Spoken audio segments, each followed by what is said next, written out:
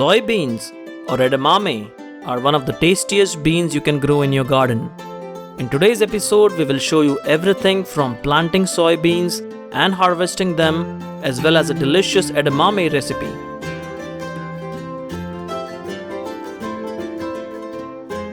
So there are two ways to start soybeans. You can get seed packets from Home Depot or Lowe's and sow the seeds when the weather is warm enough for soybeans to grow.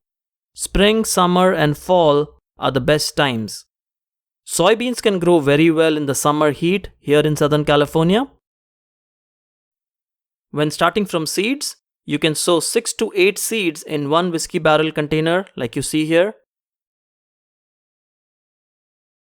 The soil we have is a mix of compost, peat moss and perlite. After sowing the seeds, make sure you water well, and now you are done sowing the seeds. The other way to grow soybeans is to grow it from transplants. You can buy 6-pack starter plants at your local nurseries, like the one you see here, and then plant them. Buying transplants for soybean saves you a lot of time growing it from seeds. Once again, we are growing this in a whiskey barrel container, and we are planting 6 plants in one barrel. This container is 22 inches wide and 15 inches tall, holds about 2.5 cubic feet of soil. Our planting mix already has a good mix of organic nutrients in the soil. We will be using an organic liquid fertilizer every 2 weeks as the plant grows, as well as some worm tea. Links to all these products will be provided in the video description. Once planted, water well so that the roots can settle into their new home. Soybeans grow best in temperatures of 75 to 85 degrees Fahrenheit. In a few weeks from planting, you can see two things. The plant has problems with both insects and diseases. Caterpillars, spider mites, they all love the soybean plant, making growing soybeans a challenging project in your garden. And here you can see a fungal disease called rust, which the soybean plant is very prone to. It's a brown powder-like fungal disease on the plant. You can also see spider mite damage on the soybean plant in a very short span of time. So what do? Well, it's neem oil to the rescue. Neem oil is an insecticide to kill insects. It's a fungicide to stop rust. And it's also a miticide, which means it can stop spider mites.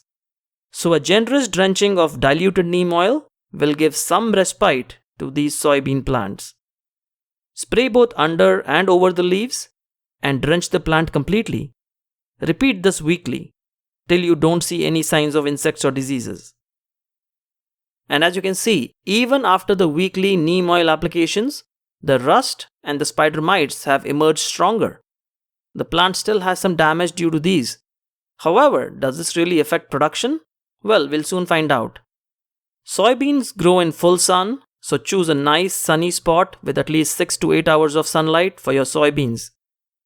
We are transplanting 6 more soybean plants into this raised bed, which receives a lot of sunlight. And here you can see the progress after a few days. You can see that the rust and spider mites are still an issue here with these soybean plants growing on the raised bed. So it's been about 2 months since we transplanted our seedlings, and now you can see the soybeans forming pods. And within these pods are the actual soybeans or edamame. So it's the time to harvest. When harvesting, remove the entire pods, and this is how soybeans look like.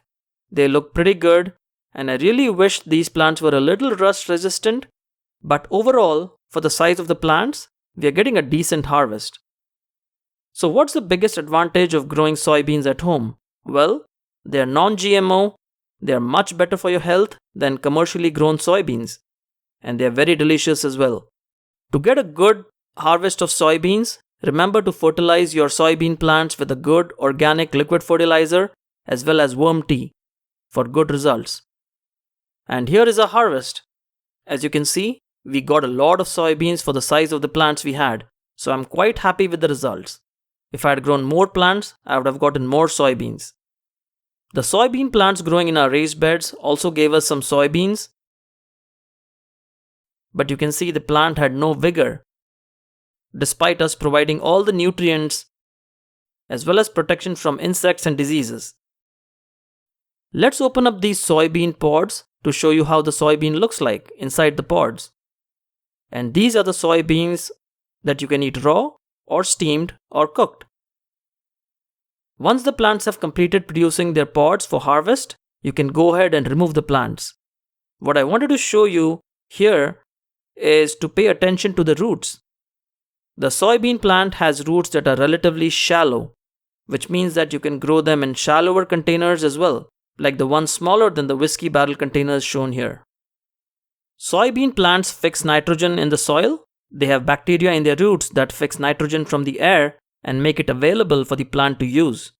Since these plants had fungal diseases like rust, I will not be composting these plants, but rather they will go into the yard waste bin. And now let's look at a delicious recipe for our harvested soybeans or edamame. We are preparing air-fried edamame. First we take the soybeans whole with the pods in a bowl. Then we add in some salt. I usually use Himalayan salt, but this time I had sea salt, so that's what we'll be using. Add in a little bit of oil. Remember that very little of this oil will be actually absorbed by the edamame, but adding oil gives a very nice flavor to the pods when you're eating the edamame, and that is quite amazing. The oil also helps the salt to stick to the pods more evenly. You can skip the oil if you do not want it. You can preheat your air fryer if needed. I did not. Add the soybean pods or edamame to the air fryer.